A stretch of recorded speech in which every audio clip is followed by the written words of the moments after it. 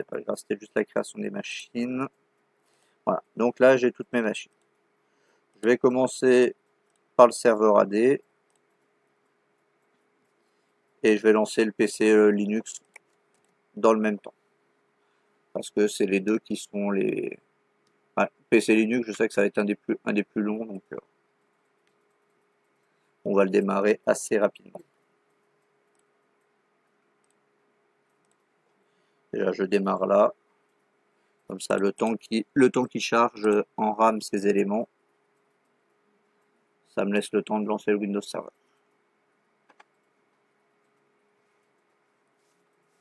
Et étant donné qu'il ne va pas prendre beaucoup de puissance, je lancerai aussi le PFSense.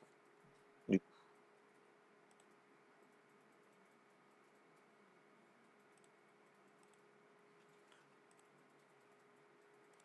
L'important en lançant les machines, c'est surtout de ne pas dépasser la RAM totale. C'est le principal. Autant comment il s'appelle, le processeur, bon, ça va ralentir, mais ça va pas forcément trop ramer. Mais par contre, si la mémoire est saturée ou que ça dépasse la quantité totale, en général, il y a une des machines qui va se couper. C'est pas qui va pas prévenir, mais c'est pas forcément la machine sur laquelle vous aviez votre écran dessus.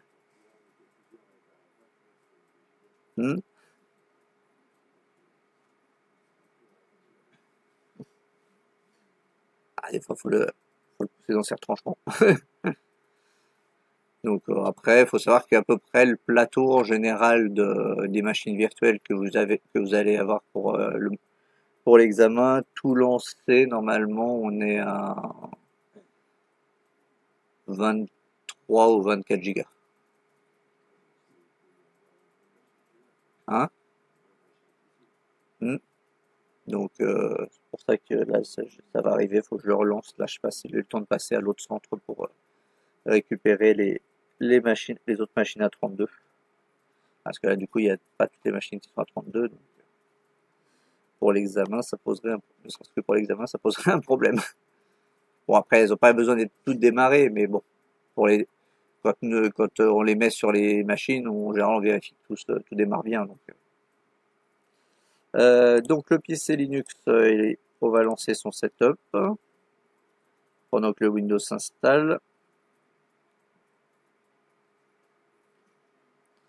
Donc oui, il y avait de la révision des trucs effectivement qu'on n'avait pas fait depuis un moment et tout, mais ça commence à être un plateau de bonne taille, quoi. Avec des machines clients, des machines serveurs, machines de stockage. Donc c'est une infrastructure qui est potentiellement retrouvable assez facilement, du coup, en entreprise.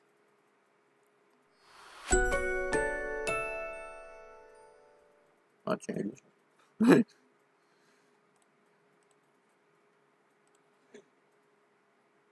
hop, français, ok, câblé. Enfin, je le changerai après. J'ai oublié un point qu'il fallait mieux changer dès le début. C'est que j'ai oublié de changer l'adresse réseau du NAT.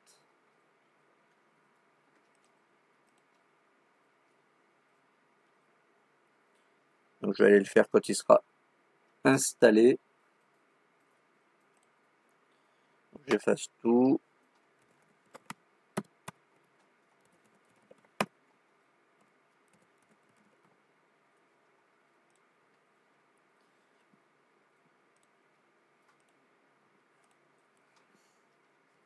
Voilà, ça c'est lancé. Le Windows, il est en train de redémarrer. On va lancer le PSense.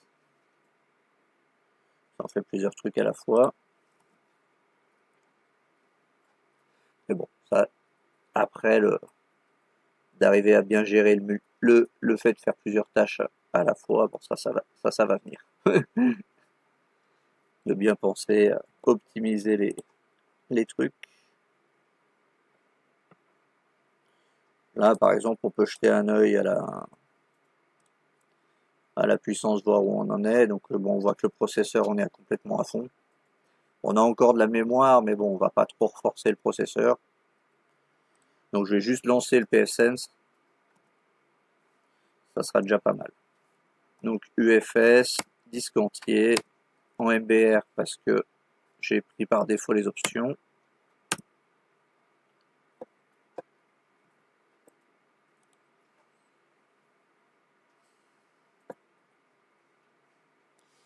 C'est ce que je peux faire pendant que ça installe.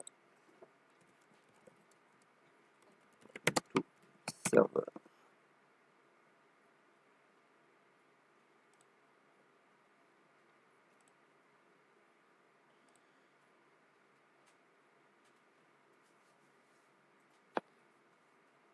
Je vais aller la télécharger. Ça, je crois que j'ai déjà mis ou pas?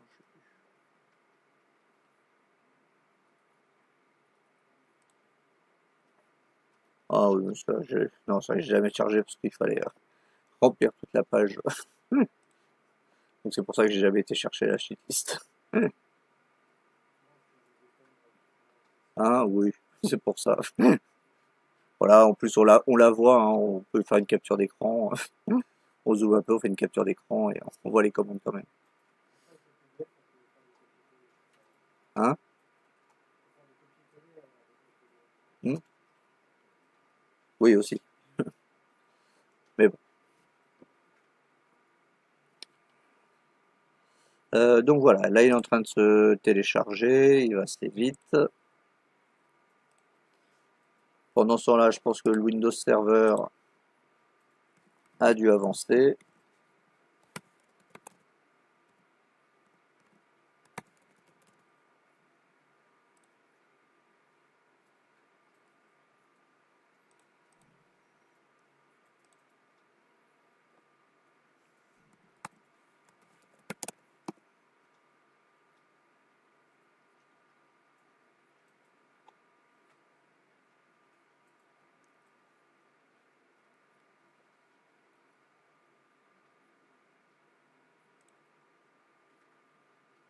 Il avance.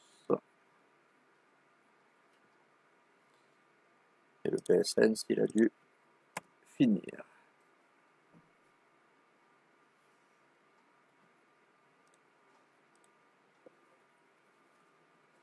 Voilà, donc je vais faire les tâches de base du serveur, c'est-à-dire de lui mettre une adresse en statique. Et j'avais dit qu'il fallait que j'aille éditer mon réseau. Puisque normalement, pour faire les choses bien, j'aurais dû le faire avant de lancer l'install des machines. Pour faire plus propre, un peu plus propre.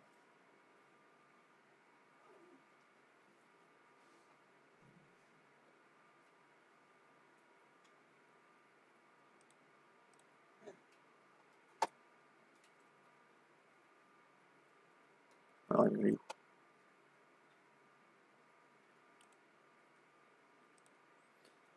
Donc ici, j'ai dit 192.168.20.0.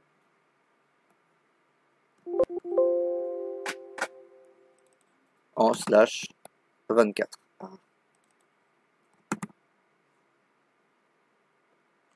Je laisse le DHCP pour l'instant, tant que j'ai pas configuré celui de ma machine.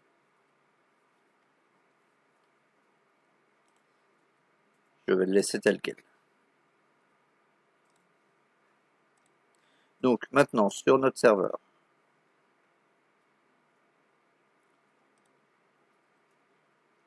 on va aller changer l'adresse réseau.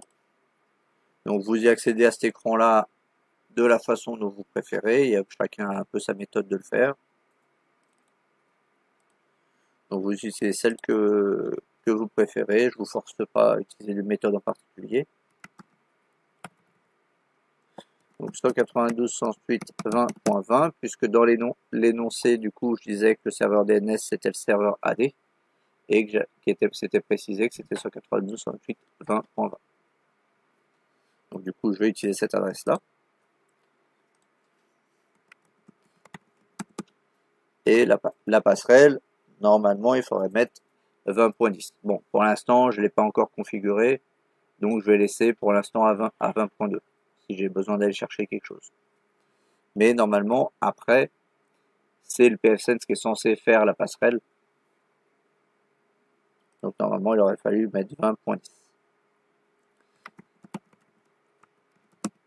Et là, ici, je vais mettre 20.2 pour les DNS. Pareil, parce que de toute façon, pour l'instant, j'ai pas configuré encore mon rôle DNS. Et de toute façon, quand on passe sur l'AD, les DNS, il les fait sauter, il le passe en 127.0.0.1 par défaut. Donc ça, c'est la première tâche. Mettre en statique. Si jamais c'est déjà arrivé à d'autres qui s'étaient retrouvés à avoir adresse multiple et avoir en plus de leur adresse statique une adresse en APIPA, en général, ça veut dire que vous avez mis en statique une adresse qui est déjà utilisée et qui a déjà été attribuée par le DHCP. Donc, dans ces cas-là, ça peut être un indice qui vous dit qu'il y a un conflit. Si vous mettez en statique et que lui vous répond Windows qui vous rajoute en plus une APIPA, ça veut dire qu'il a détecté un conflit. Donc c'est censé justement vous attirer l'attention. Deuxième chose, le nom. Donc pour changer le nom, on va bien dans modifier après avoir cliqué sur le nom. Et là, je vais l'appeler SRVAD. Comme ça, autant le changer tout de suite, ça peut éviter des problèmes par la suite. Parce que des fois, une fois qu'il est dans le domaine, si on change son nom, il peut avoir des problèmes de repérage et tout. Donc ça peut, vous pouvez vous retrouver en sortie du serveur et pas arriver à rentrer dedans. Donc je redémarre ultérieurement, puisque je vais faire un troisième point qui n'est pas obligé sur tous les serveurs. C'est parce que là on est en virtuel.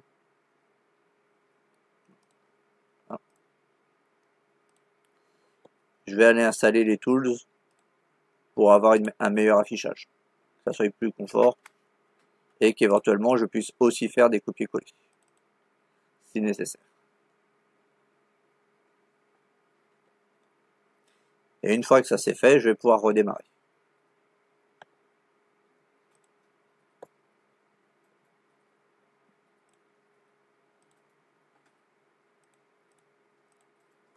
Donc là je laisse en typique.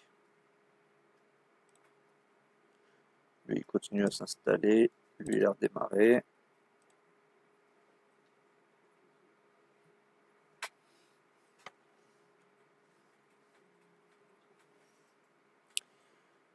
Je sais que tu dois redémarrer, pas de problème, c'est ce que je comptais faire.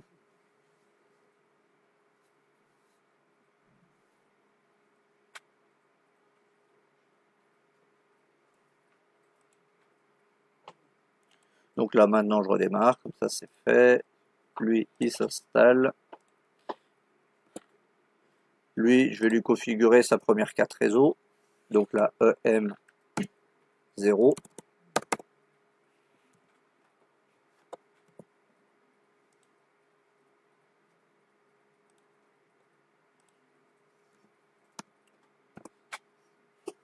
Donc là j'ai pas de LAN pour l'instant parce que j'ai qu'une carte.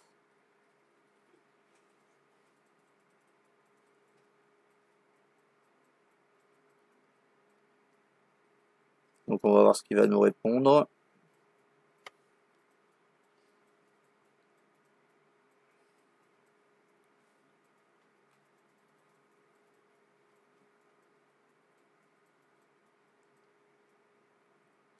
Est-ce qu'il va nous répondre en 16 ou en 24?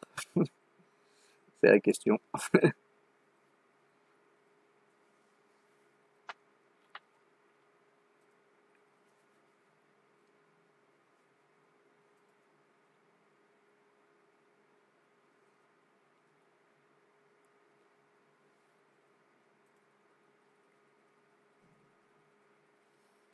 Il a répondu en 24. Bon, du coup, je vais le laisser en 24. Je vais pas forcément le forcer dans ce sens-là. On va pas faire de route qui va venir de l'extérieur vers celui-là. Donc, je peux me permettre de pas forcément le forcer. Donc ici, je vais rajouter ma deuxième carte.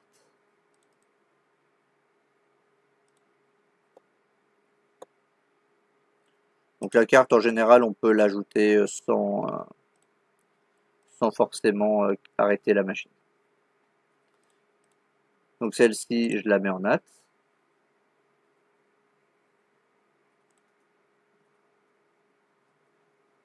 Donc là on voit qu'il l'a repéré puisque maintenant il a bien affiché EM1. Donc maintenant j'ai plus qu'à réassigner mes interfaces. Donc là ici on n'a pas de VLAN, donc on fait non. Ah, d'accord.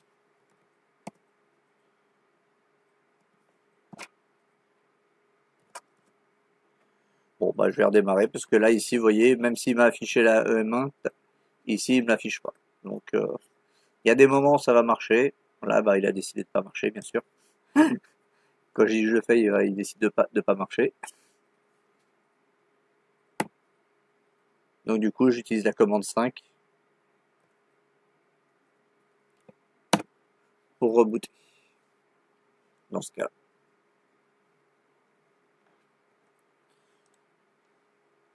Lui, qu'est-ce qu'il nous dit? Il continue. Et le Windows.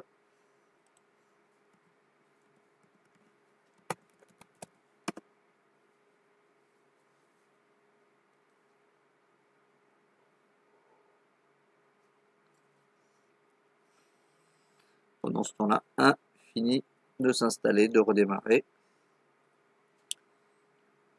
Et du coup, on va pouvoir passer sur les rôles. Au moins lancer l'installation.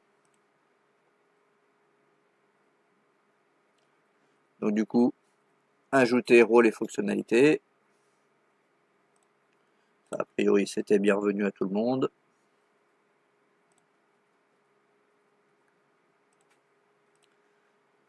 Rôle basé sur fonctionnalité. Donc ici, DHCP, DNS, AD. Je crois que j'avais demandé éventuellement un WDS, non? De monter à WDS, non? Ah, j'ai hésité alors.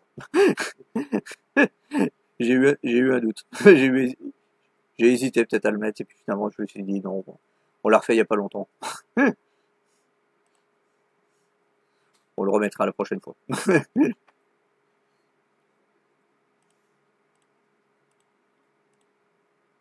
Là, on a quand même relancé des trucs. Effectivement, ça fait au moins deux mois et demi. Je pense qu'on n'avait pas fait genre les GPO.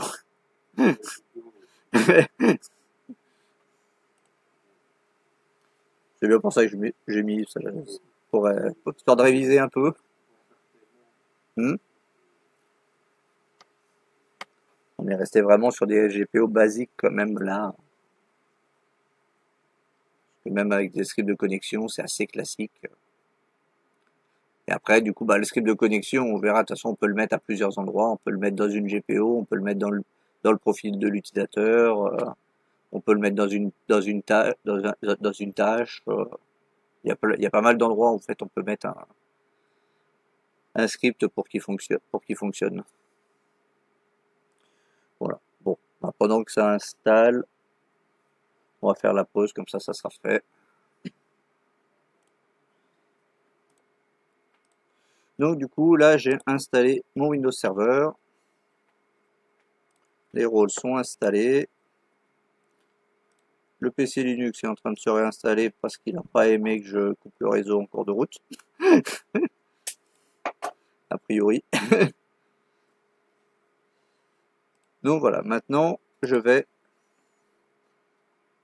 passer du coup en contrôleur de domaine. Donc ici, je vais créer une nouvelle forêt puisque je n'ai pas d'autres domaines. On fera par la suite un essai où on fera un serveur maître et des multi-domaines que vous voyez aussi. Donc du coup, techcorp.local.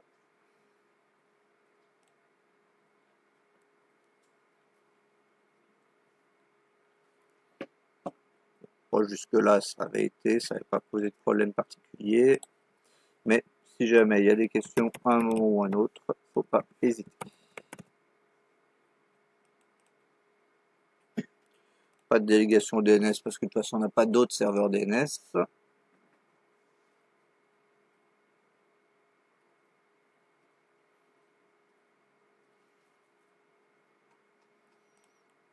Le NetBIOS on n'y touche pas, il n'y a pas de raison.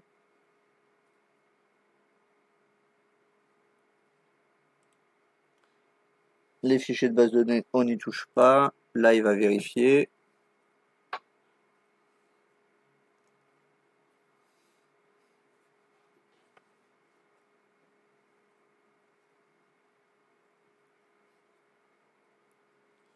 Donc là, il n'a pas mis de rouge, donc c'est bon, on peut installer. Donc là, il installe. Lui, il s'installe. On va lancer notre serveur Linux pendant ce temps-là. Maintenant que j'ai mis mon ISO dedans.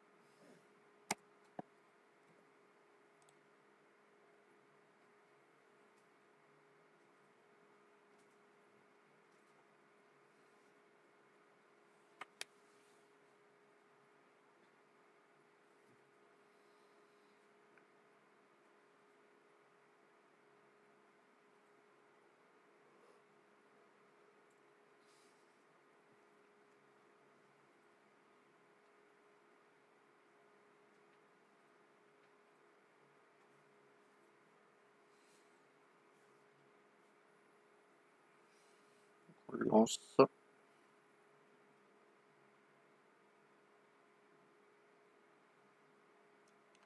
Pendant ce temps-là, je vérifie mon PSN si c'était bien relancé.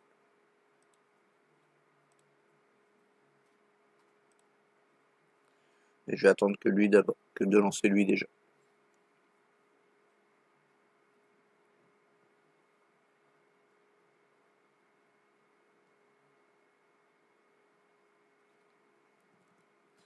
Donc on va le mettre en français. Même s'il y a une erreur de traduction à un moment, quand on essaie de mettre en statique. Donc edit IPv4, manuel.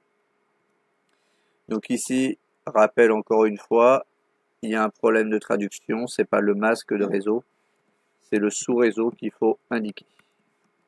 Donc 20.0/24 et non pas 3x255.0. De toute façon, normalement, il vous le dit en dessous si vous faites une erreur. Il vous dit dans quel format il le faut. Mais ça n'empêche que du coup, il y a une erreur de traduction. Ça aurait dû être marqué sous réseau à la place. Puisque en anglais, c'est bien traduit, c'est bien marqué, c'est bien marqué subnet. Comme du coup, ce que vous mettez dans le VMware Editor. Donc l'adresse 8.20. Bon, là, je mets 3 juste après la passerelle, même si l'autre je l'ai mis à 20. Oui, sûr. Après, c'est parce que c'était pas forcément le plus clair, mais effectivement, on pouvait déduire que c'était l'intranet. On pouvait en déduire ça.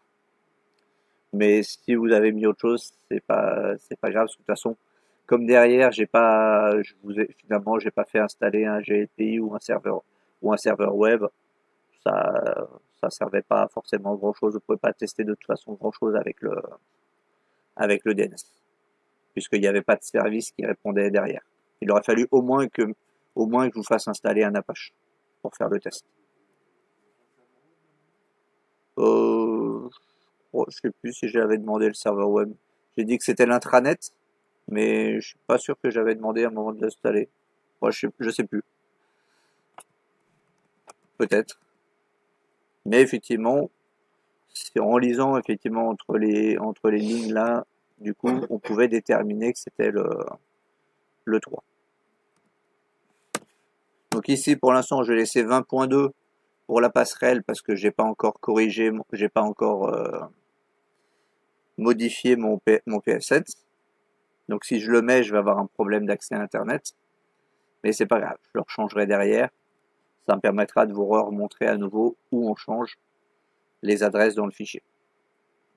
Donc le DNS, le même, 192.20.2. Et le domaine de recherche, en théorie, si on veut, on pourrait mettre ici techcorp.local, puisque là, il a déjà été créé, notre domaine. Mais ça, par contre, c'est juste le domaine de recherche. Ce n'est pas ce qui vous permet de rentrer le Linux dans ce Linux-là dans votre serveur web, dans votre AD. Ça, c'est juste pour la recherche de sites. Si par exemple sur Internet vous tapez sur cette machine-là vous tapez http://glpi, il va essayer d'ajouter directement glpi.techcorp.local pour compléter. C'est ça le domaine de recherche. Domaine de recherche, si vous tapez pas tout en entier, il va taper qu'un seul mot, il va essayer d'ajouter le domaine pour vérifier si dans le DNS il trouve une correspondance. Mais ça ne fait pas rentrer dans l'AD en tant qu'ordinateur reconnu. Donc on continue, proxy il n'y en a pas. Ici on attend le test. Donc si vous avez bien atteint et réception, ça veut dire que c'est bon, vous avez bien géré le réseau. Et que du coup il ne va pas mettre diplôme à s'installer. Donc là, le disque on n'y touche pas, on n'y touche pas, on continue, on sait qu'on va effacer tout. SRV Linux, SRV, SRV, continue. On essaie de penser tout de suite à installer le serveur SSH. Ça fait gagner une étape, sinon, si vous avez, du moment que de toute façon après vous avez internet, il suffit de faire sudo apt install SSH et ça vous le remet du coup si jamais vous l'aviez oublié. Ici, on va rien installer de plus. On fera le point là-dessus à un autre moment. Voilà, donc là il est parti pour s'installer. L'AD, il a fini pendant ce temps-là.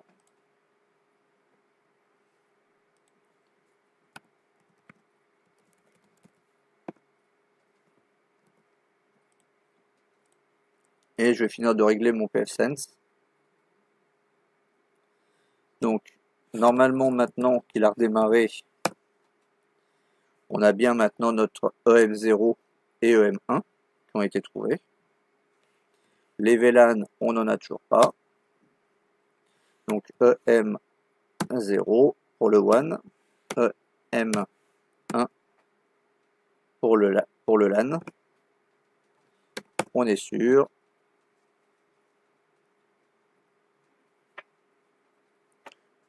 Donc pour rappel, si à un moment où vous avez rajouté vos cartes, vous avez un doute sur quelle carte est la première ou quoi, ou vous reprenez une ancienne installation de pfSense et vous savez plus qu'est-ce qui était quoi, dans ce cas-là, vous repassez chaque carte en DHCP. Ou au moins une des deux, s'il n'y en a que deux, pour savoir quel DHCP il récupère, pour du coup savoir laquelle est laquelle. Des fois, ça peut vous permettre de pas mal vous en sortir. Ou si vous essayez d'utiliser une machine pfSense qui était déjà configurée et que vous voulez la reconfigurer. Après, vous risquez de plus forcément savoir, donc de passer en DHCP, ça peut être utile. Donc ici, bah, là on voit qu'il n'a pas mis d'adresse parce que par défaut il est en statique, il n'est pas en DHCP. Donc du coup on va faire 2 pour l'interface, 2 pour le LAN. Non, je veux pas en DHCP. 192.168.20.10 en 24, c'est ce qui était demandé.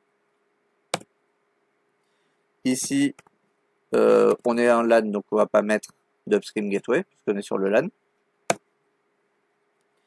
On va pas mettre de serveur DHCP IPv6. Donc du coup, on va pas mettre d'adresse du tout en IPv6, même en statique. on va pas utiliser ça en tant que DHCP puisqu'on va déjà en faire un sur le Windows et en plus on a déjà aussi le DHCP de pour l'instant de VMware. Donc on va pas en rajouter un troisième.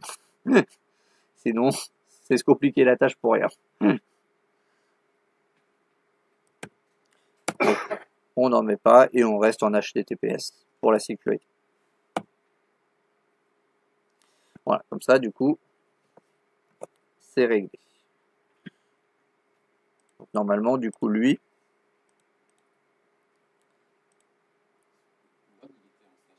hein, le One, il était en DHCP. Je l'avais laissé en DHCP. Ah, il a répondu en HTTPS, tout à l'heure, il était en 24. Bon, bah, on va le forcer.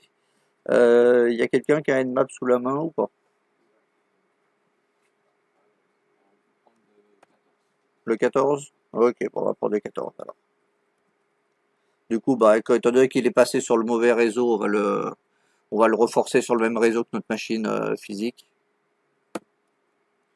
Donc non, on veut pas en DHCP.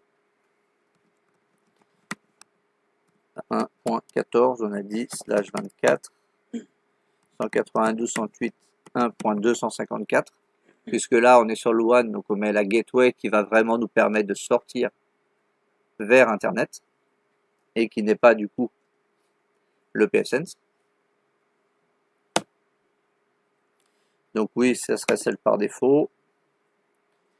On veut toujours pas d'IPv6, on veut toujours pas de DHCP, parce que sinon, si on met un DHCP là, c'est pareil, on va rajouter un troisième DHCP dans le bâtiment.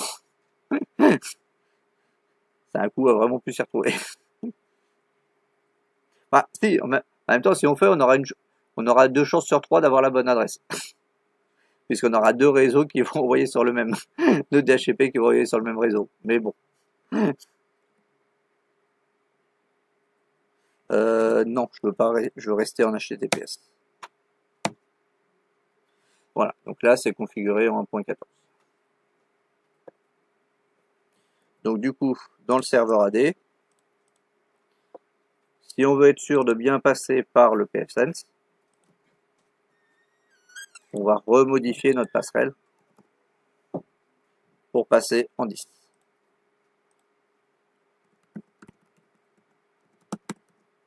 Et on peut rajouter en deuxième DNS pour lui-même le 20.10.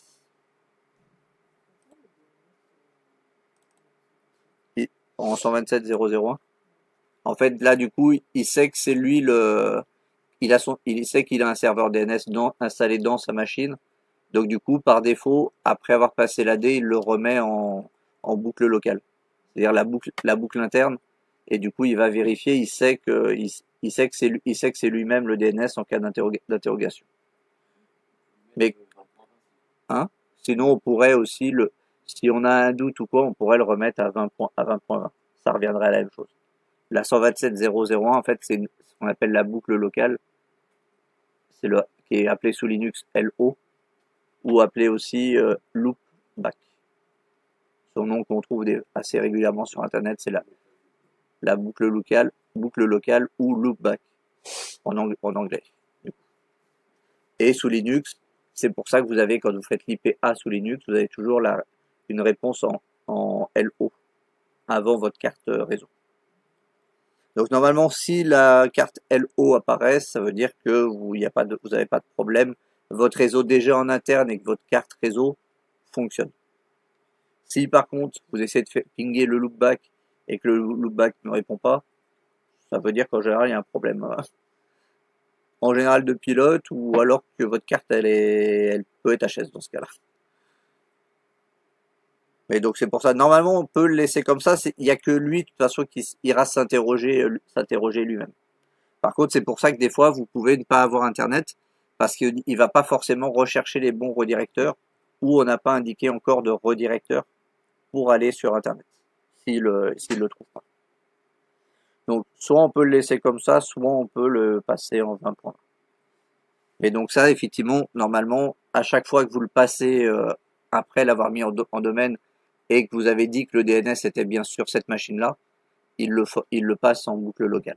Par contre, on aurait dit que notre DNS, j'en avais déjà un serveur DNS installé sur le réseau et qu'on disait que c'était lui qui servait de DNS, qu'on aurait fait une délégation justement à ce serveur-là, lui il serait pas passé en boucle locale.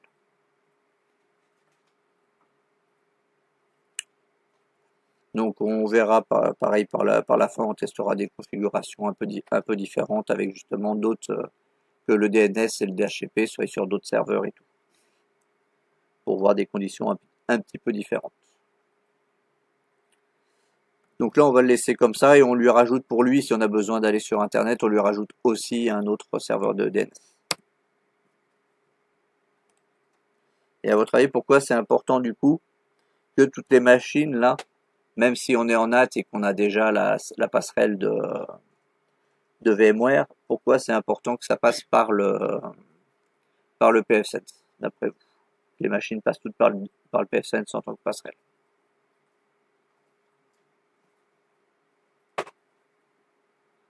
Quel intérêt ça pourrait avoir du coup? C'est ça. Parce que si vous mettez pas que le pfSense c'est la passerelle, les règles que vous allez indiquer sur pfSense ne vont pas être prises en compte par les machines, puisqu'elles vont pas passer par pfSense pour aller d'un réseau à l'autre. Ils vont passer par celle de VMware. Donc du coup, toutes les règles que vous aurez faites dans pfSense seront inutiles. Même si là, c'était pas des règles qui bloquaient spécifiquement ou quoi, c'était juste pour rajouter des règles, mais dans la réalité, si vous voulez faire vraiment des règles efficaces et qui fonctionnent, il faut le passer par le pfSense. Et du coup, en plus, là, dans le pfSense, vous pourrez avoir des logs et tout de passage, alors que là, le NAT, on n'a pas spécifiquement de log, à part utiliser des logiciels un logiciel qu'on verra par la suite, qui est Wireshark, qui permet de nous montrer les différentes choses qui passent. Donc c'est pour ça qu'il faut bien penser ici à remettre bien normalement le pfSense en tant que passerelle sur les différentes machines. Étant donné qu'on est en NAT, on n'a pas le problème. Après, je vous aurais fait mettre en host only, vous n'auriez pas eu le choix. Puisque le host only n'a pas de passerelle de base. Et du coup, même dans VMware, il n'a pas de passerelle. Donc c'est à vous de créer la passerelle, et donc en l'occurrence, c'est le pfSense. Vous n'avez pas le choix. Oui? Non? Non, du coup, je crois que tu levais la main. D'accord. Donc voilà pourquoi il faut le mettre, parce que sinon, les informations entre autres du pare-feu, mais si vous avez réglé un proxy, des trucs comme ça pourrait ne pas forcément bien fonctionner si le pfSense n'est pas la passerelle.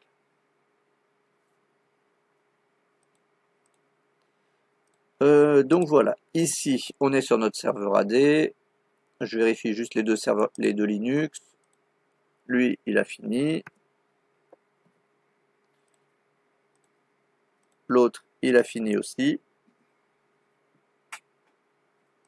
donc juste le temps de les redémarrer.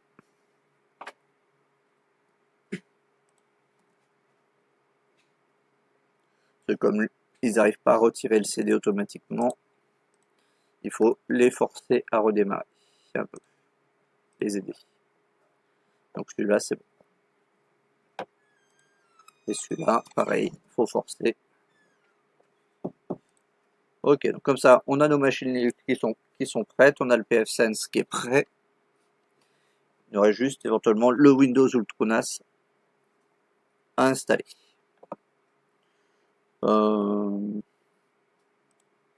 Donc je vais lancer le Windows, ça sera fait.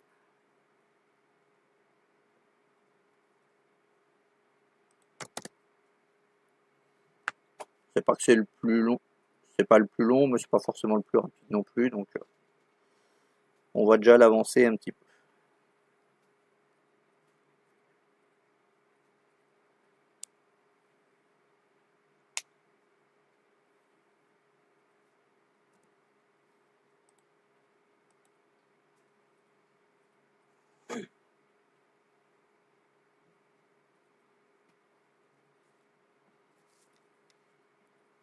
Hop, j'ai pas de clé de produit. Windows 10 Pro. Parce que de toute façon, si vous prenez du famille, vous ne pourrez pas rentrer dans le domaine. Il n'y a pas les options pour. Voilà, c'est Lonsky. Donc ici, on va déjà, avant d'oublier, on va valider notre configuration DHCP.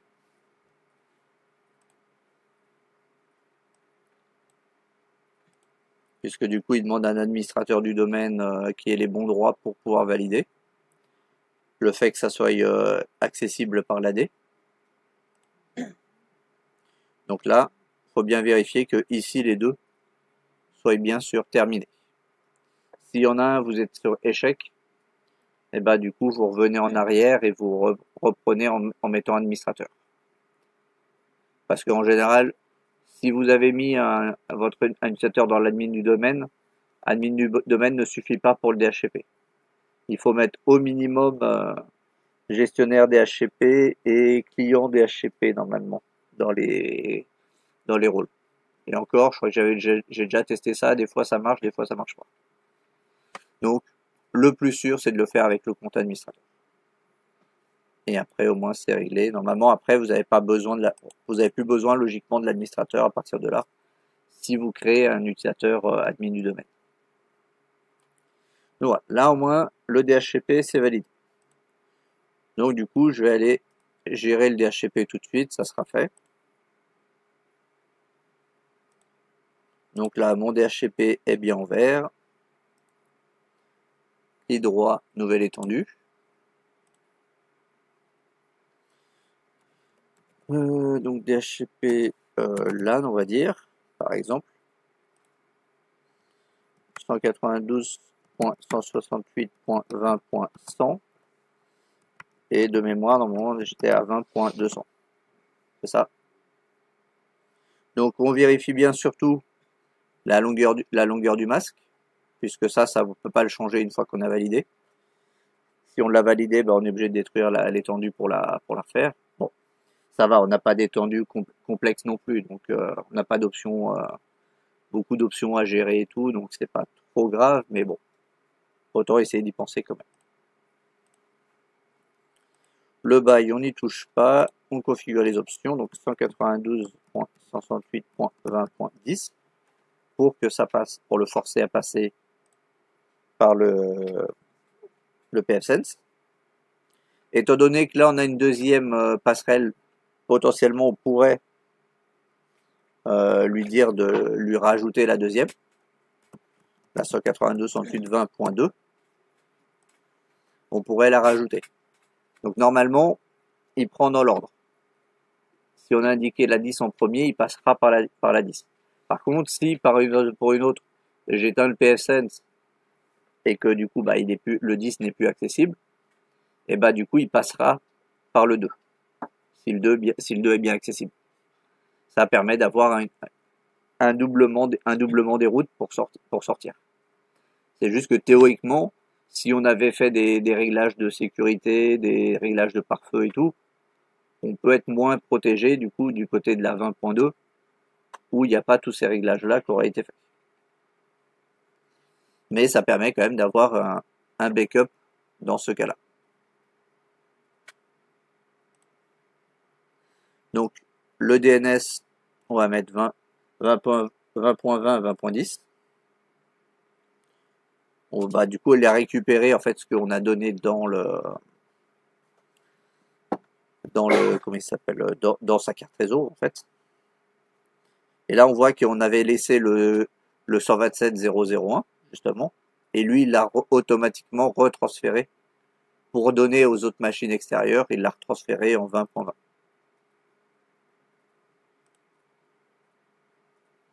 Donc le Windows on ne touche pas, et oui, on veut activer l'étendue tout de suite, comme ça, c'est fait.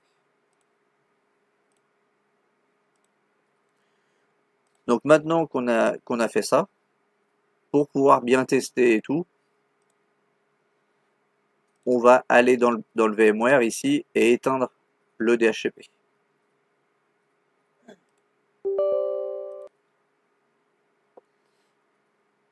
Parce que sinon, on risque d'avoir des problèmes après avec le Windows 10 pour pouvoir le rentrer dans le domaine.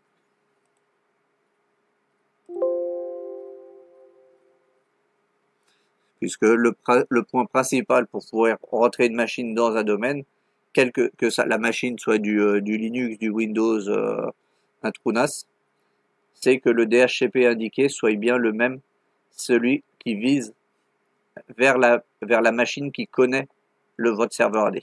Donc en l'occurrence ici, étant donné que le DNS est également la machine qui est le serveur AD, on vise le DNS vers cette machine-là. Par contre, si, comme on le fera plus tard, le DNS est installé sur une autre machine que la machine qui est AD, il faut viser le DNS qui connaît la machine AD, pas forcément l'AD directement. Mais bon, on y reviendra. Ça sera plus simple dans l'application. Donc voilà, comme ça, c'est réglé. Au moins, on est sûr que le DHCP de VMware ne nous embêtera plus.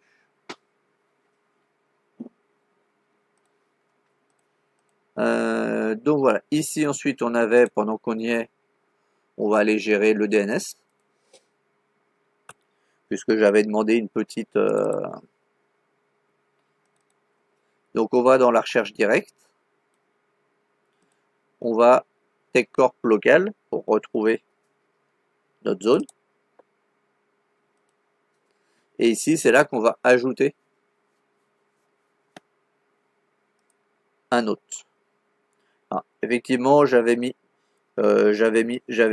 alias, donc du coup on peut faire par alias aussi, ça a été vérifié, ça marche quand même. Même si en général les alias, on les utilise plutôt dans le cas où on a un nom qu'on veut rediriger vers un autre nom. Par exemple, si j'avais glpi.techcorp.local comme nom d'hôte, bah, en CNAME, je pourrais mettre tssr.techcorp.local et je dis que ça vise vers glpi.techcorp.local. Donc du coup, on peut appeler un même site par plusieurs noms si on le souhaite. Ça peut servir pour avoir un point de repère et qui vise vers plusieurs alias, ou si vous voulez rediriger entre plusieurs domaines. Par exemple, vous aviez plusieurs domaines sur la machine, vous tapez vous avez des multidomaines qui doivent aller vers le même GLPI. Donc du coup, plutôt que de leur dire forcément glpi.techcorp.local, qui vont pas forcément comprendre d'où ça sort, et que c'est l'entreprise Microtel par exemple, vous pouvez dire que glpi.microtel.local, ils vont taper ça, mais dans la réalité, ça va renvoyer sur le glpi.techcorp.local. Mais eux, ils le verront pas. C'est de la salade interne. Mais ça permet de rediriger vers un autre domaine à partir d'un domaine différent.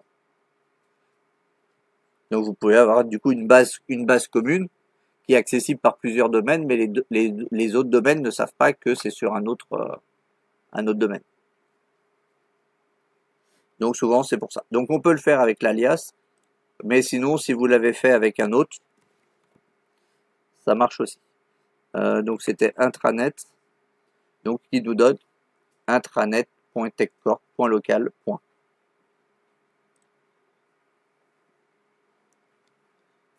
Puisque le point correspond à la racine des sites internet. Les sites internet sont en réalité pour l'ordinateur lus de la droite vers la gauche. Le point étant la racine primaire. Et ensuite l'adresse IP 192.168.20.3. Donc là, je ne crée pas de pointeur parce que de toute façon, on n'a pas créé la zone inversée.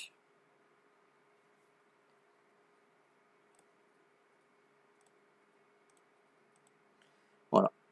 Et donc là, normalement, si je vais sur une page internet et que je tape là, si j'ai un site internet derrière, j'arriverai sur ce site-là.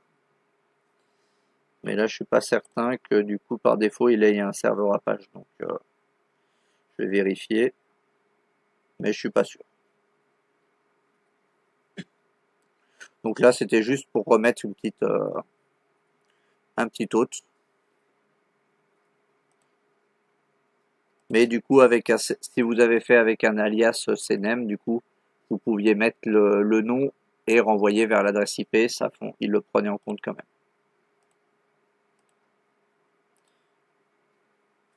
Alors, j'ai dit intranet.techcorp.local. J'ai pas mis HTTP. Intranet.techcorp.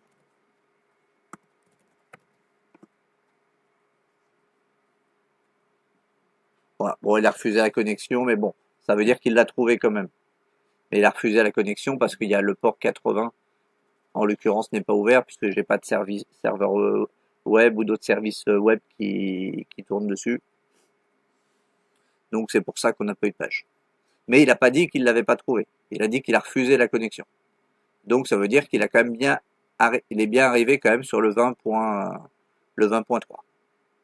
Donc ça peut vous permettre de confirmer que votre hôte DNS a bien fonctionné.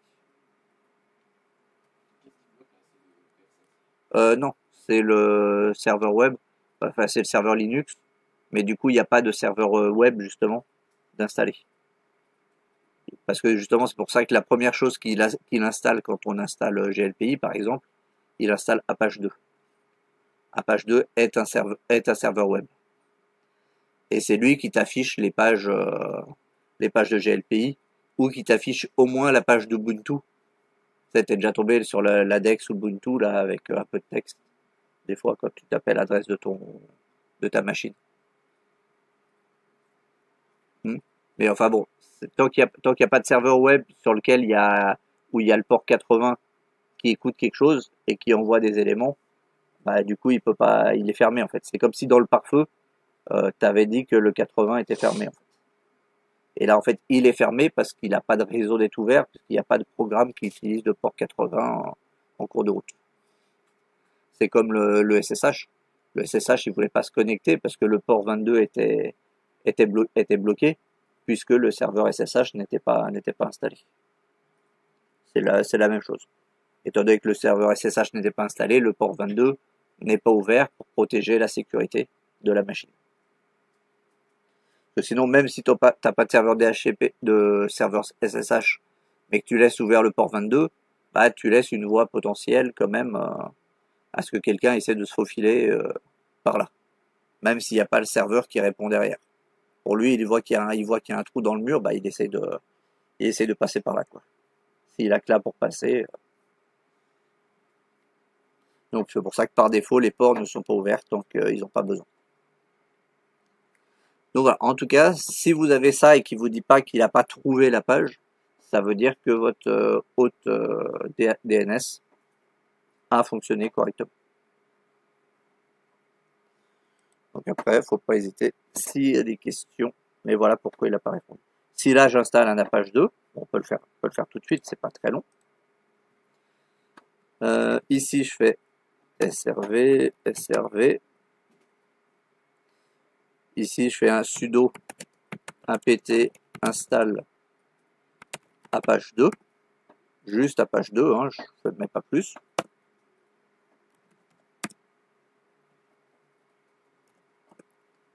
Ça va mettre un programme qui va écouter sur le port 80. Donc ça va nous permettre de le lancer.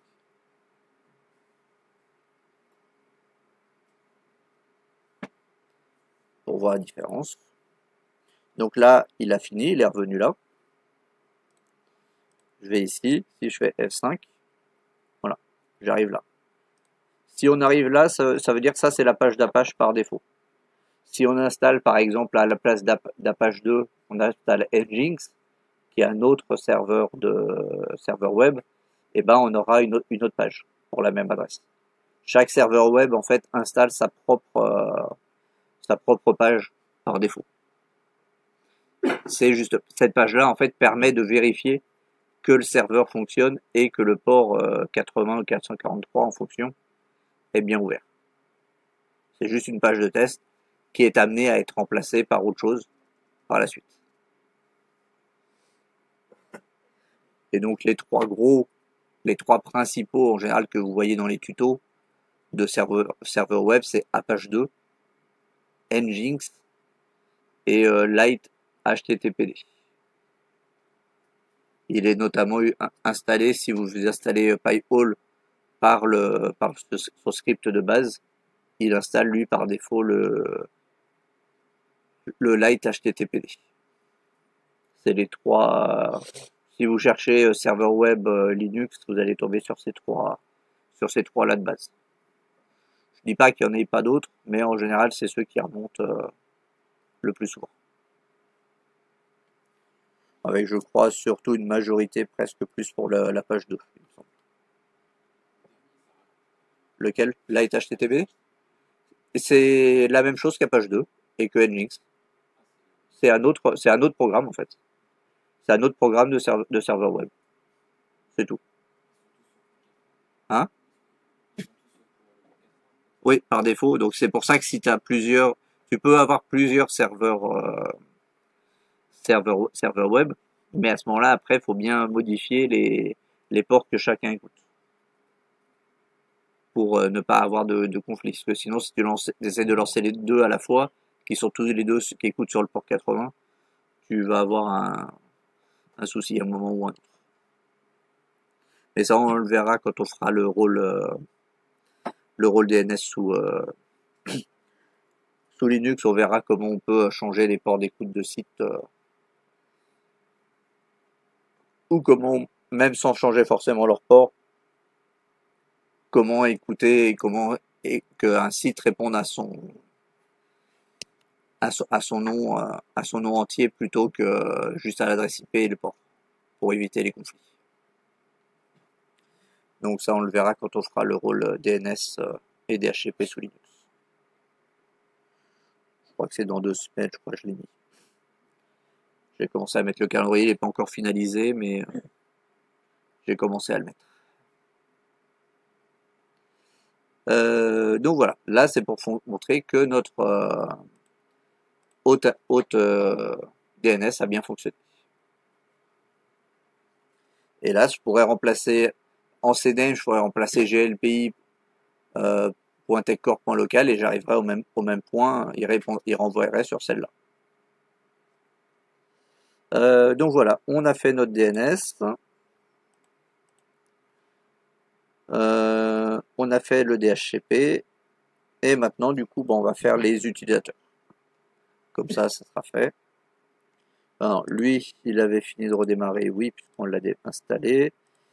Lui, il a fini, ou pas de démarrer, oui.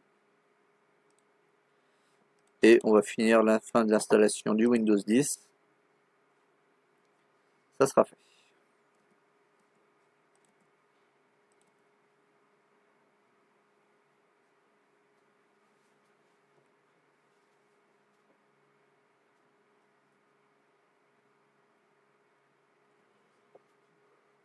Alors, du coup, les utilisateurs.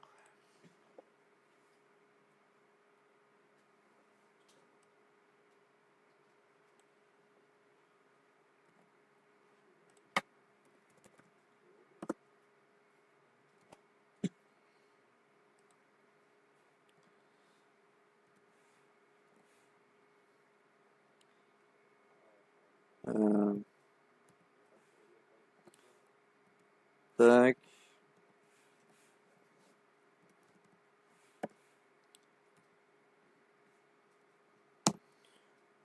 Voilà, donc là, j'ai récupéré mes utilisateurs.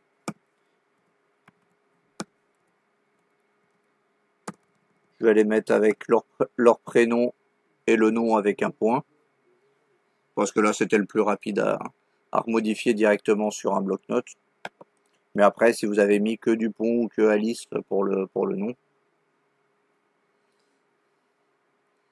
c'est pas gênant. Donc du coup, bah, maintenant que c'est placé là, je peux faire par exemple net user du point Alice 1, 2, 3 soleil / add.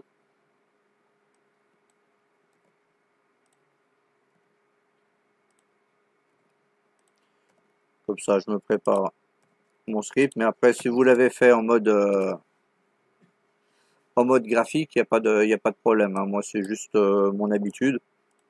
Mais il n'y a absolument aucun problème si vous l'avez fait d'une autre façon.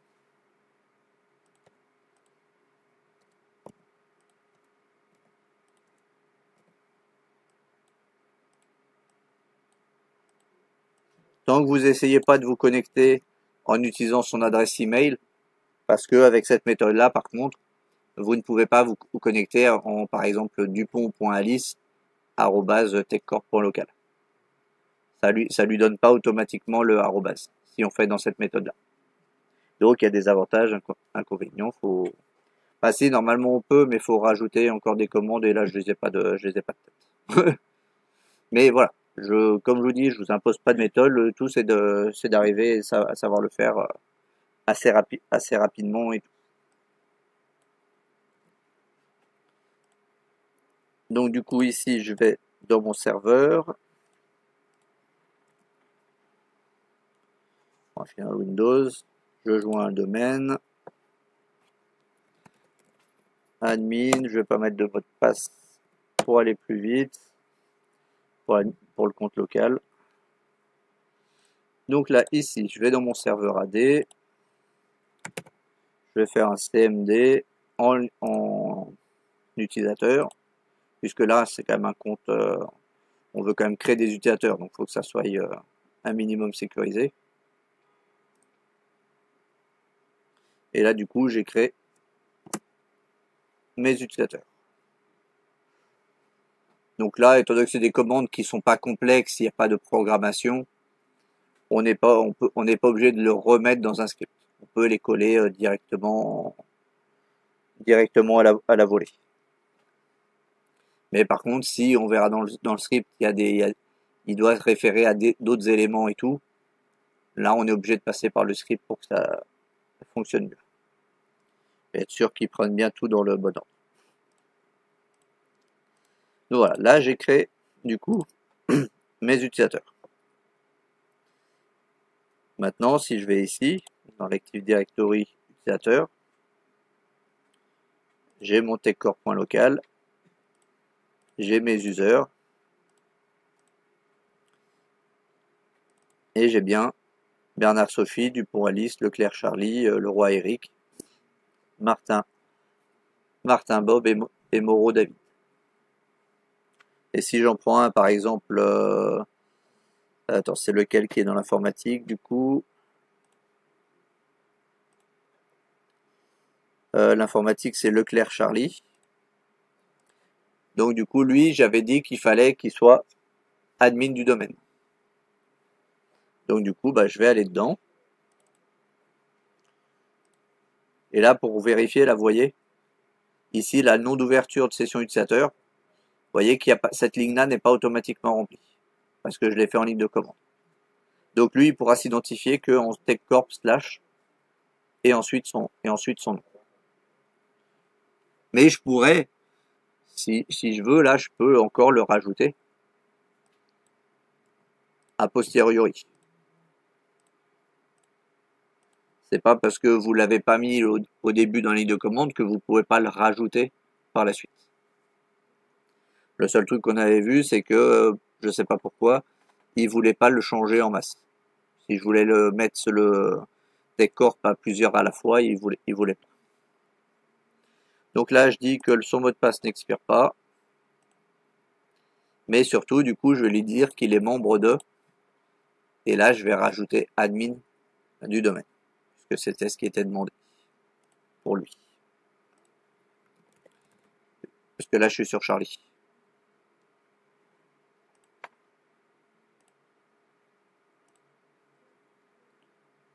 Voilà. Donc là, maintenant, il est bien administrateur du domaine. Donc, je pourrais me servir de ce compte-là pour, par exemple, enrôler la machine Windows 10 dans mon domaine, au lieu d'utiliser le compte administrateur. Puisqu'il a les droits maintenant suffisants pour le faire. Pour ça, je dis qu'en général, après, une fois qu'on a fait le DHCP, logiquement, l'administrateur, on pourrait ne plus l'utiliser et je pourrais utiliser que Leclerc pour Charlie. Par contre, je pourrais pas utiliser leroy.eric parce que par défaut, un serveur, ils ont quand même une protection déjà un petit peu intégrée. C'est qu'un utilisateur qui n'est pas admin ou admin du domaine ne peut pas rentrer, ne peut pas se connecter sur le serveur directement. Même s'il a un compte qui est valide dans l'AD et qu'il a son mot de passe, le serveur va le refuser par mesure de sécurité.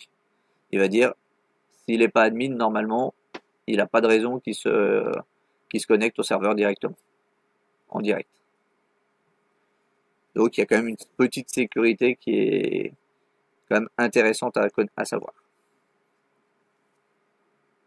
Donc je dis pas qu'elle soit parfaite, il y a peut-être des façons de contourner ou quoi, mais voilà. De base, normalement, un utilisateur entre guillemets lambda ne peut pas se connecter sur un serveur directement avec son compte, même s'il est sur le bon réseau et que c'est bien sur le bon AD.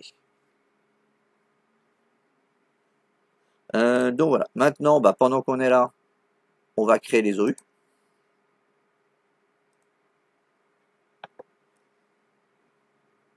Donc les unités d'organisation pour ranger tout ça, pour ranger nos différents utilisateurs. Donc ici, je vais aller dans nouveau unité d'organisation après avoir fait un clic droit sur techcorp.local.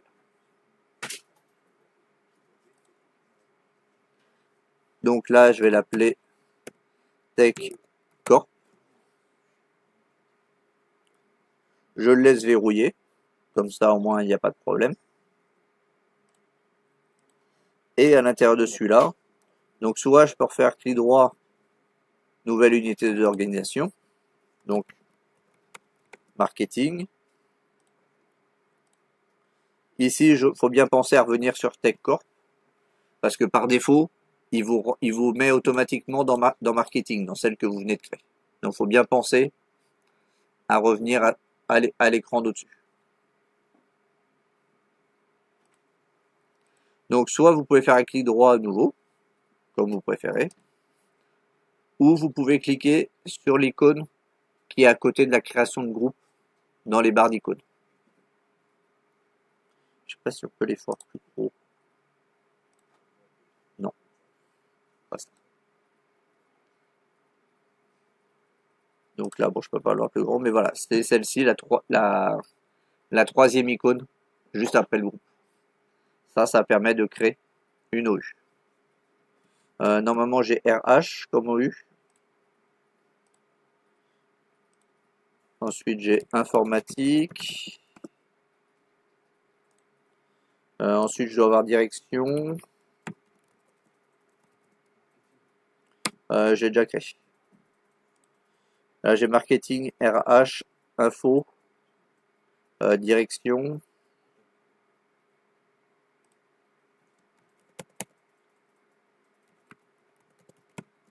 Comptabilité.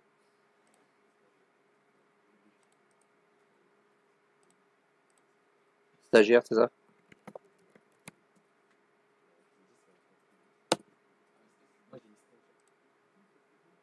C'est public?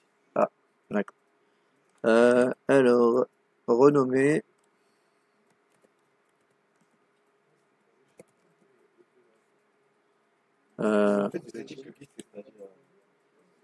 Alors, groupe AD, marketing RH, alors marketing RH informatique, comptabilité, stagiaire, direction. Oui, service, du coup, non, c'était stagiaire. Public, c'est le répertoire auquel il aura droit. Bon, après, c'était surtout pour bien recréer des OU et tout, pour réorganiser.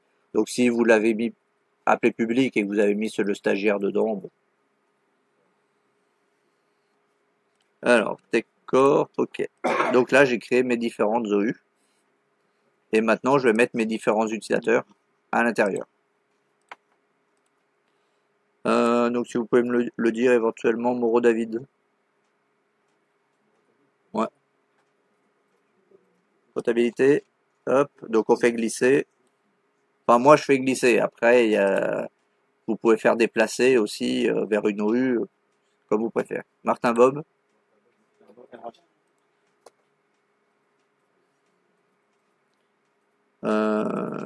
Donc là on peut faire clic droit, toutes les tâches, déplacer. Et là du coup bah, on va chercher le CRH, on a dit. Donc voilà, après c'est vous qui préférez. Si vous n'êtes pas trop sûr avec le glisser-déposer, vous pouvez faire déplacer aussi d'autres manières. Le roi Eric. Hop. Le Claire Charlie, c'est l'informatique.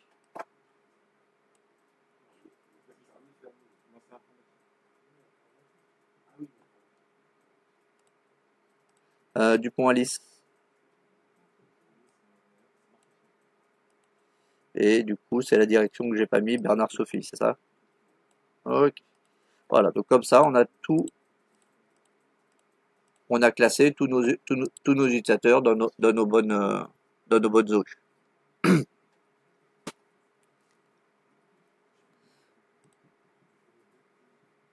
Donc, là, maintenant, au niveau des OU, là, on est pas mal. On pourrait, par contre, si on veut, du coup, on pourrait aussi créer une autre OU.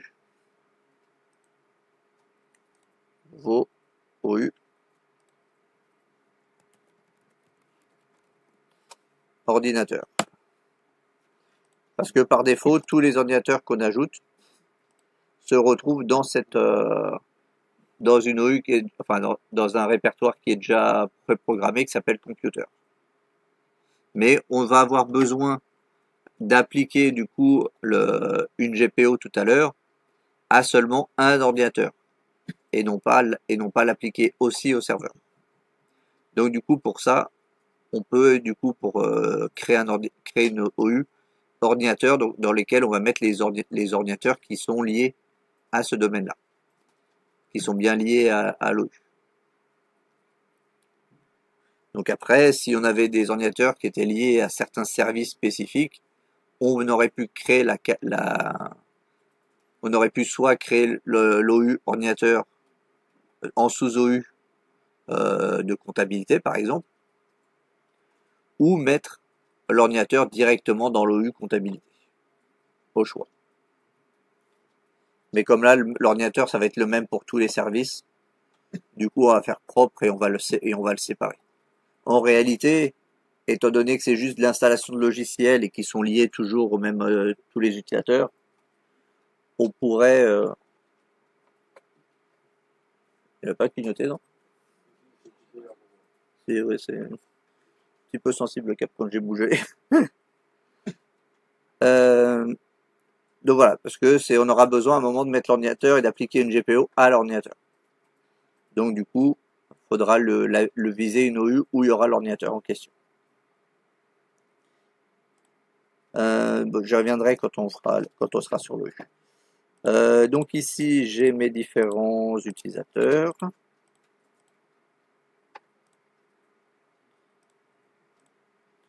Donc là, c'était sur D que j'ai demandé, donc il va falloir que je rajoute un disque. Donc du coup, pour ça, je vais arrêter la machine.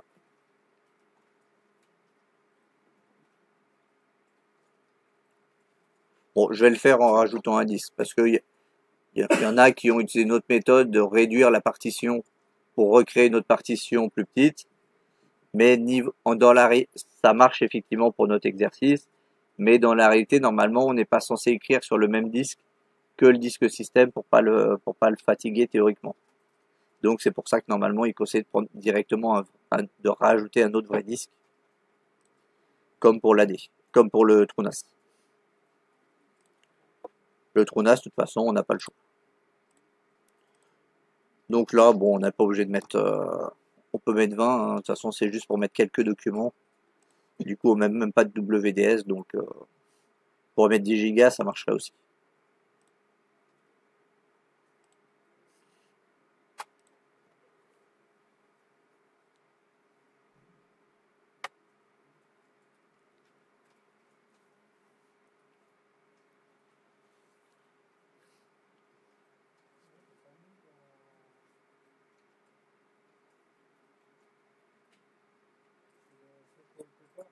Hein? Ouais. Hmm.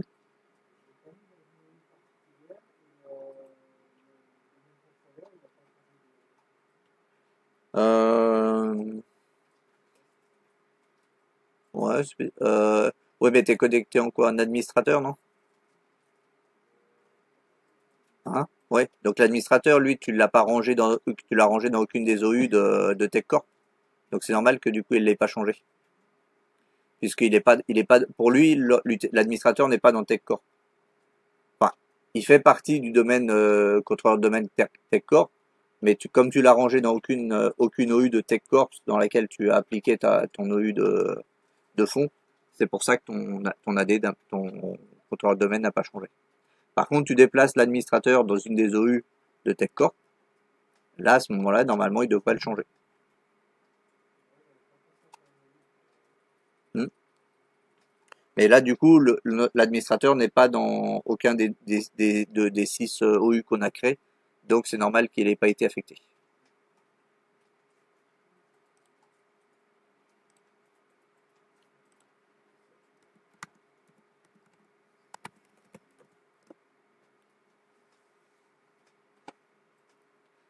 Parce que tu as appliqué toutes tes OU dans la sous-OU TechCorp, c'est ça?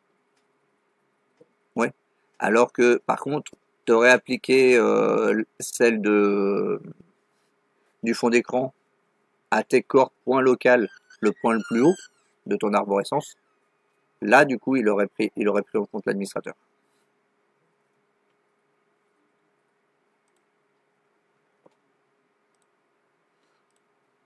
Donc là, on va aller activer notre disque.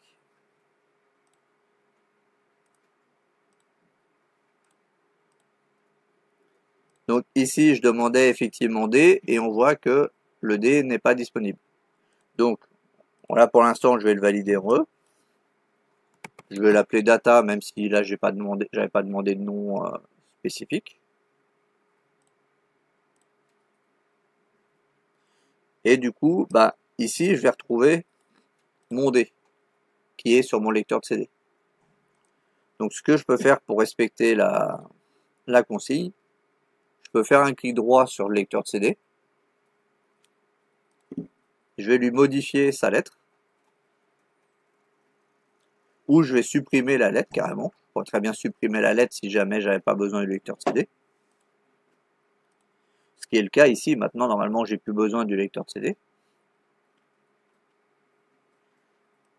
Je vais la mettre à Z ou je pourrais très bien la mettre à A aussi. Je vais la mettre à A, tiens, pour changer un peu. Même si historiquement, c'est un autre périphérique qui était dessus. Hein? Ouais. Les deux types de lecteurs de disquettes. Les 5 pouces écart et les 1,44, 1 méga 44. Je sais plus la largeur qu'il appelait les floppies.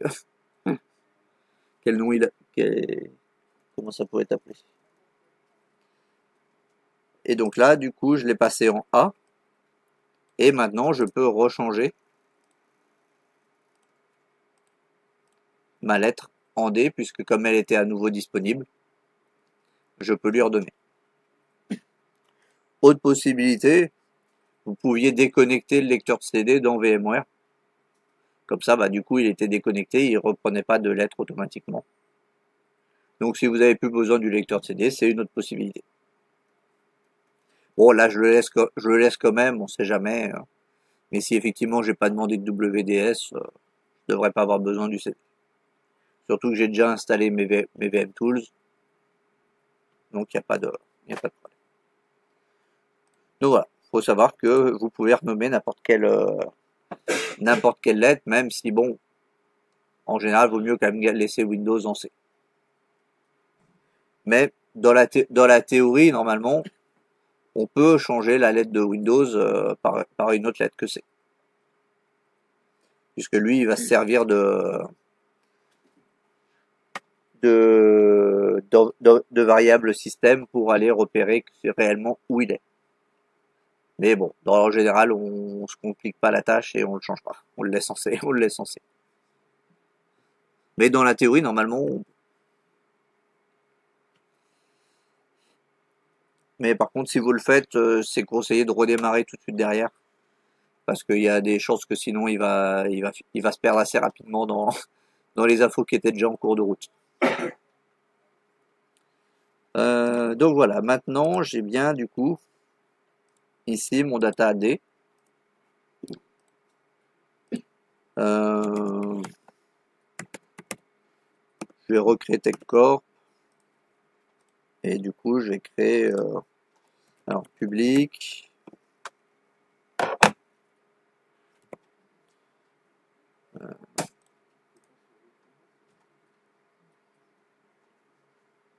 Bah je crois j'avais pas dit que c'était les deux, non, je demandais pas un peu des partages un peu partout pour faire fonctionner pour travailler le NTFS, non?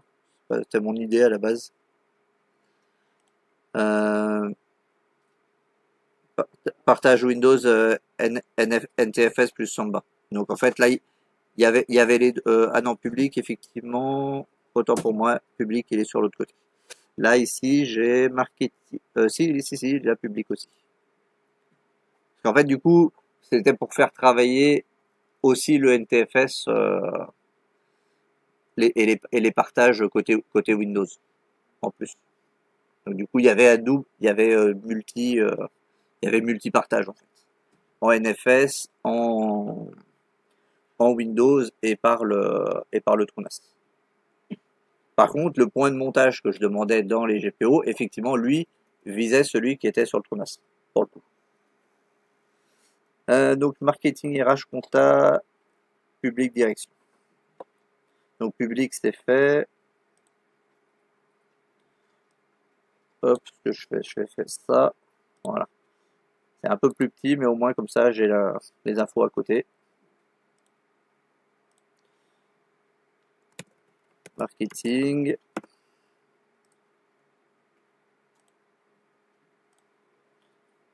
RH.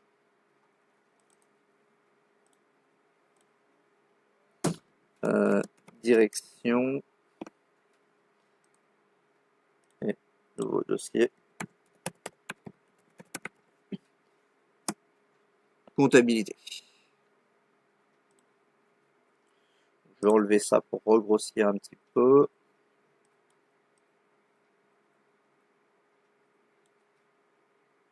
Voilà.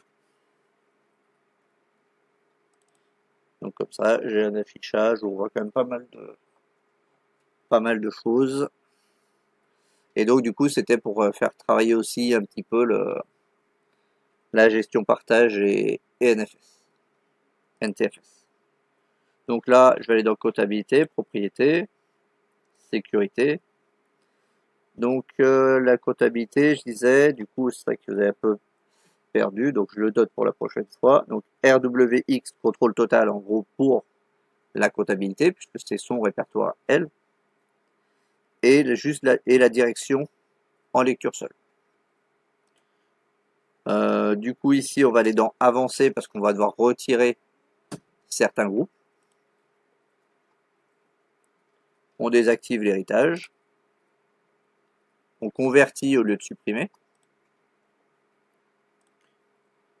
On retire du coup utilisateur, puisque utilisateur contient tous les autres utilisateurs. Bon, administrateur, je l'avais pas positionné.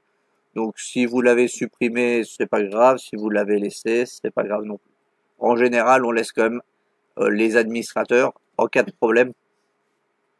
Ou si jamais la personne a vraiment briqué un truc, au moins il y a les administrateurs qui peuvent réaccéder assez facilement s'ils sont déjà dedans.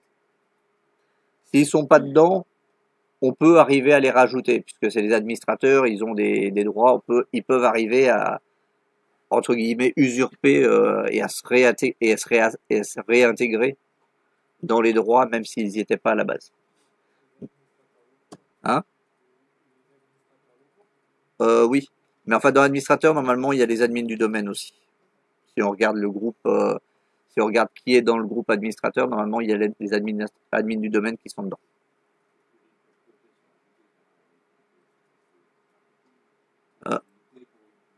Oui, si effectivement on a travaillé par groupe.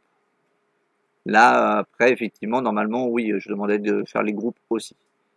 Donc là, effectivement, je les ai pas faits pour l'instant. Donc, mais si effectivement on a le groupe, on avait le groupe comptabilité, enfin dedans, effectivement, il suffit de rajouter l'administrateur qui doit intervenir dans le groupe, ça peut marcher aussi.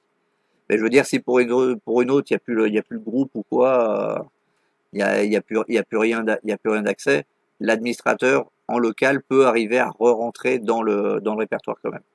Ça peut demander plus ou moins de temps en fonction du volume de données qui étaient dans le répertoire. Parce que du coup, il faut qu'il redonne toutes les autorisations de tous les fichiers et tout à l'administrateur. Donc plus il y a de fichiers sous répertoire, plus ça va être long pour que l'administrateur récupère les droits. Donc en général, on laisse l'administrateur ou au moins un administrateur indépendant, on va dire, qui va servir à la gestion en cas de problème ou quoi. Normalement, il n'a pas besoin de venir voir le contenu du répertoire. Donc là, du coup, bah, pour l'instant, j'ai que l'administrateur, donc je vais rajouter. On a dit la comptabilité, donc comme j'ai pas fait les groupes, on a dit la comptabilité, c'était Moreau David.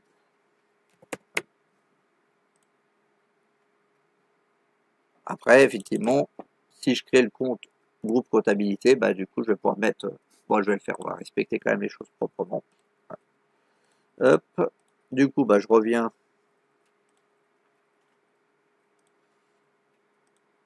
dans ma gestion d'utilisateur, parce que j'ai oublié de faire ça.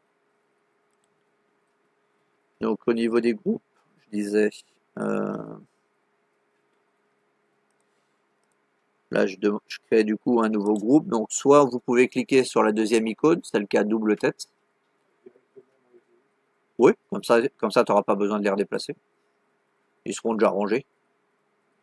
Bon, après, bon, si tu les as laissés dans utilisateur, c'est pas grave, parce que si tu as mis tous les utilisateurs de ce groupe-là en question dans l'OU, et là où tu mets ton nom, là où tu mets ta GPO, ça va pas poser de problème. Mais c'est juste que c'est pour le rangement, pour que ça soit plus propre. En général, s'il y a une OU qui correspond à un groupe, on met le groupe à l'intérieur de cette OU. En général. Mais si tu le laisses à l'extérieur, ça va pas être gênant non plus. Donc, soit vous pouvez faire nouveau groupe. Donc là, je suis dans la comptabilité, c'est ça? Stagiaire. Donc stagiaire. Ici, on va le laisser en global qui est là par défaut. Même si, étant donné qu'on ne va pas créer d'autres, on va pas rajouter d'autres domaines ou de sous-domaines, on pourrait le mettre en domaine local. Est-ce que j'ai expliqué la différence? Je l'ai mis un document. Est-ce que vous vous souvenez de la différence un peu entre les deux? Le domaine local, le groupe en domaine local et le groupe en global. Quelqu'un, une idée? Oh? Non. C'est plus simple que, en quelque sorte, c'est plus simple que ça. Si on parle de domaine local,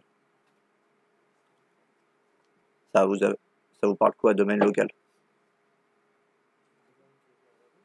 C'est ça. Donc ça veut dire que là, si on le met en domaine local, il pourra vraiment travailler ce groupe que sur le techcorp.local. Si on est en global et qu'on a par exemple un france.techcorp.local, le groupe qu'on a créé sur techcorp.local, si on lui donne les autorisations temporairement, il pourra intervenir sur france.techcorp.local. Mais seulement si on lui donne les autorisations d'accéder à l'autre domaine également. C'est ce qu'on appelle une délégation. Et après, il y a le groupe universel qui, lui, sera en mesure d'intervenir sur n'importe lequel des sous-domaines de techcorp.local. Pas forcément sur celui qui est géré dans le contrôleur de domaine actuelle. C'est ça en fait la différence. C'est le niveau d'action qu'a le groupe entre les différents domaines et sous-domaines. Par exemple, si effectivement tu as des sous-domaines et que tu veux être sûr que ça déborde pas ce que fait le stagiaire, dans ce cas-là, oui, tu peux le mettre en groupe local. Puisque du coup, tu les brides vraiment au domaine AD où ils ont vraiment été créés. Donc ça dépend effectivement la structure. Mais tant que tu n'as qu'un seul domaine dans la forêt et tout, et qu'il n'y a rien d'autre qui est lié, ça change pas grand-chose, que ça soit en local, global ou universel. Et par défaut, lui, quand Windows crée, il crée automatiquement au global. Mais des fois, on peut le mettre, et il y a des stratégies des fois de sécurité un peu avancées. J'ai oublié, c'est je crois stratégie ACL RE, un truc comme ça. Et en fait, du coup, où en fait on crée des groupes. La stratégie, c'est de créer des groupes globaux. Et à l'intérieur de ces groupes globaux, on va rajouter des groupes domaine local. Donc en fonction, comme ça, s'il y a une fuite de données, en fonction d'où est la fuite de données, ça pourra pas forcément sortir du domaine où c'est actuellement. C'est une stratégie que j'ai déjà vue quelques fois. Par contre, c'est pas forcément la plus simple à mettre en place. Faut être bien rigoureux, de bien savoir qui a droit à quoi et tout. Souvent, des fois, si vous regardez des tutos et que vous voyez que c'est des groupes qui commencent par RO ou RW, ça veut dire qu'en général, ils utilisent cette méthode-là de sécurité à double niveau. Puisque du coup, ils font des groupes RO, c'est des groupes qui ont été définis, ils savent que ces répertoires-là qui sont liés à ce groupe-là seront uniquement en lecture seule, read only. Et les autres, read write, donc écriture. Donc c'est une méthode qui peut effectivement augmenter la sécurité, surtout sur les surtout sur des contrôleurs de domaine qui ont multi-domaines ou qui vont se retrouver dans des forêts où il y a des multi-sous-domaines. Donc j'essaierai de retrouver le nom de cette méthode-là, comme ça je vous laisserai regarder, vous verrez un peu comment ça s'organise. Mais du coup, il y a cette possibilité-là qui sont un mix entre le domaine global et le domaine et les groupes globaux.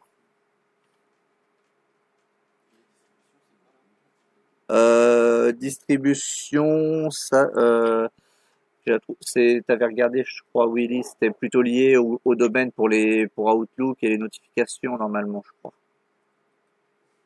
Non, c'est pas toi qui avais vérifié, hein? Enfin, de mémoire de ce que je crois que c'est Willy qui avait regardé, c'était plutôt lié pour des groupes de notifications liés avec Microsoft Exchange et des choses comme ça. Pour lier plutôt pas pour des mails. C'est pas ils servent pas pour la sécurité. Ils ont une autre utilité, mais plus spécifique. A priori, c'était de ce que je me souviens et de ce que la personne avait regardé, c'était plus pour la distribution. Ah non, c'était pas toi, c'était quelqu'un dans le groupe précédent. Pardon. Fini par m'emmêler. Donc il avait jeté un œil.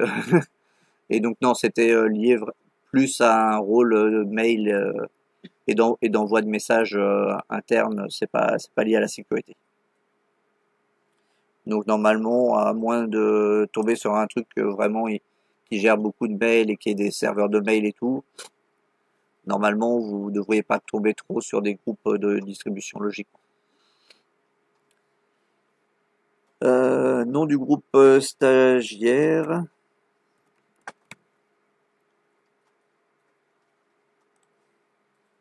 Oui, c'est bon. Et du coup après il faut bien penser à mettre notre utilisateur dans le groupe stagiaire. Donc, je vais faire la même chose pour la RH. Nouveau groupe RH. Toujours en global. Donc, le plus simple, moi je trouve, c'est de faire un clic droit sur le nom du ou des utilisateurs que vous voulez faire après les avoir sélectionnés. Ajouter un groupe. Et ici, vous tapez le nom du groupe. Mais sinon, vous pouvez aussi, donc ça c'est marketing.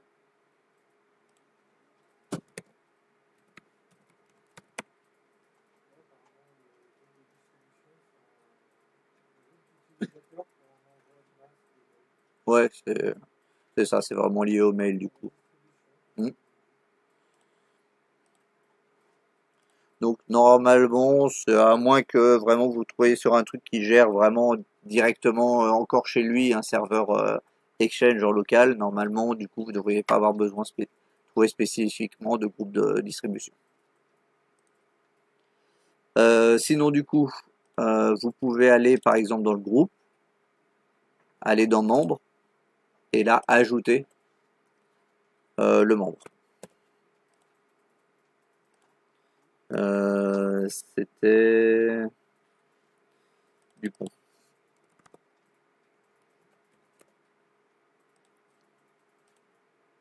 Voilà. Et après, le groupe, on peut le mettre à l'intérieur d'un autre groupe. C'est comme ça qu'ils font dans l'autre stratégie.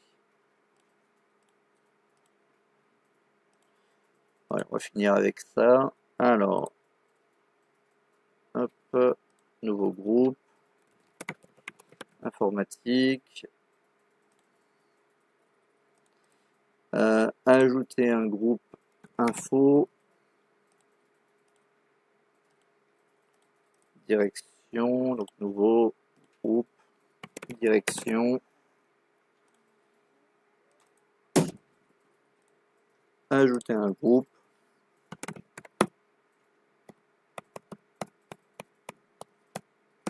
Direction. Et un dernier.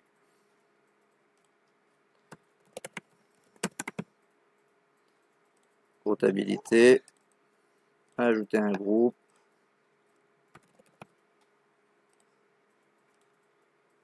Comptabilité. Et juste pour montrer, si on va dans User, on va retrouver, non, on les trouve dans Built-in. Si on va dans Built-in, normalement, on retrouve le groupe administrateur, qui est déjà existant. Et si on va dedans, les membres, on voit qu'il y a l'administrateur, les administrateurs de l'entreprise et les admins du domaine, qui sont directement dans le groupe administrateur.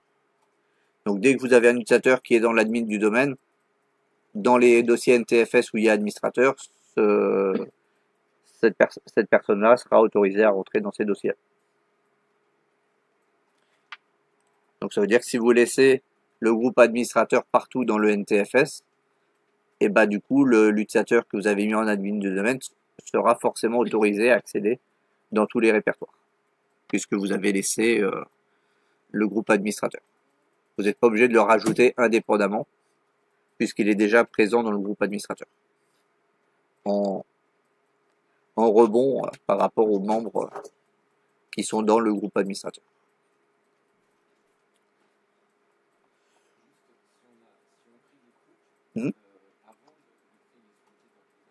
Ouais. Non, l'unité d'organisation normalement ne pose pas de problème parce que j'ai créé le groupe RH et il m'a pas posé de problème. Non, ce qui pose problème, c'est si tu as un utilisateur qui, dans le nom de compte qui sert au login s'appelle RH et que tu essaies de créer un groupe qui s'appelle RH. Là, ça va poser problème. Ouais. Il faut pas que le nom de login de l'utilisateur soit le même que qu'un groupe que vous essayez de créer. Là, il va pas vouloir, dans un sens ou dans l'autre. Hein. Si tu as créé le groupe RH d'abord et que tu essayes de donner en tant que login RH, à ton utilisateur, il va le refuser. Parce que sinon, pour lui, ça a le même nom, il n'arrive pas à, il se prend pas la tête à essayer de savoir lequel est lequel. Donc, pour des raisons de sécurité ou quoi, il dit non, il y a déjà un truc qui s'appelle de cette façon-là, je veux pas. Que ça soit un groupe.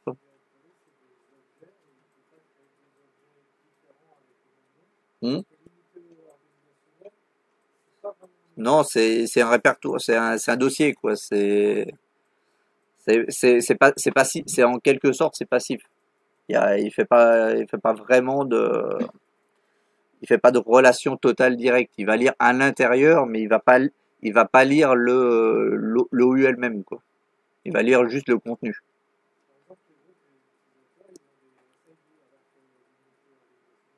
Hmm. Donc c'est pour ça qu'on peut avoir le même problème. Sinon avec l'autre, il fait pas les différences. C'est pour ça il te jette. Mais non, l'OU, non, il y aura pas de souci. En théorie, tu peux même faire comptabilité et refaire une OU comptabilité à l'intérieur de comptabilité. Il va pas râler. C'est juste un répertoire et du texte. Du coup. Il n'y a pas d'élément qui va vraiment lire. C'est une enveloppe en fait. Et du coup, quand il fait la lecture, il lit ce qui est dans l'enveloppe. Il lit la lettre qui est dans l'enveloppe, pas l'enveloppe elle-même. Ok. Bon, on va s'arrêter là.